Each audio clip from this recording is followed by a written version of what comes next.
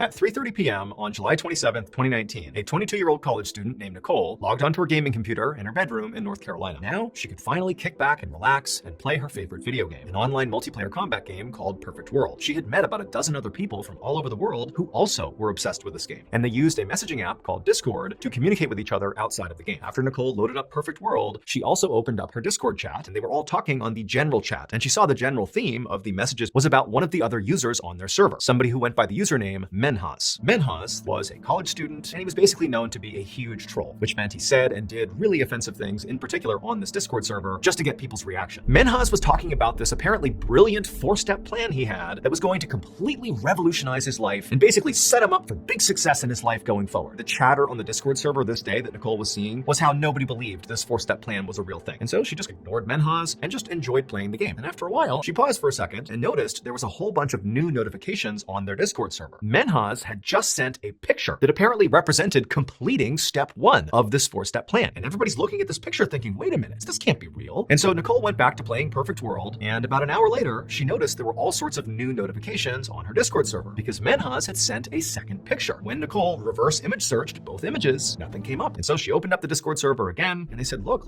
we can't just sit here and do nothing. And so Nicole and a few other members of the Discord server decided to team up digitally and actually investigate Menhaz themselves. And eventually, they came across a message where Menhaz actually said his real first name was Menhaz. They also knew that Menhaz was a college student, or at least he claimed to be. Within a few minutes, they had tracked Menhaz's computer to Toronto, Canada. Right at the same time they were figuring this out, Menhaz sent a third picture, a picture that showcased him completing step 3. It seems pretty likely at this point that Menhaz is actually doing this. 30 minutes later, Menhaz would send the fourth picture, showcasing that his four-step plan was now complete. At this point, someone from the Discord server did call the Toronto police. The following day, police officers arrived outside of Menhaz's home, which it would turn out was located in a small town just north of Toronto. When the door opened, Menhaz himself was standing in the doorway. And when they stepped inside, they asked him, what's going on here? And all Menhaz said was, you'll see. So the police made their way upstairs, and when they got up there, they just froze. For the past 4 years, Menhaz had been living a double life. To his friends and family, he was a college student, when in reality, he dropped out of college in his first year and just pretended to go to school every day. But the day Menhaz put his four-step plan into action was literally the last day he could maintain this ruse, because the next day was the day Menhaz was scheduled to graduate from his college. Menhaz came up with his four-step plan. The first picture was of his mother, the second picture was of his grandmother, the third picture was of his sister, and the fourth picture was of his father. And in each picture, those people were dead, because Menhaz had spent the day methodically killing his entire family to prevent them finding out about his lie. He hit them over the head with a crowbar and then slit their throats and took a picture, posted it to Discord. By the time someone from Discord finally got in touch with the Toronto police, it was too late. Menhaz ultimately pleaded guilty to 4 counts of murder and was sentenced to life in prison with the possibility of parole after 40 years.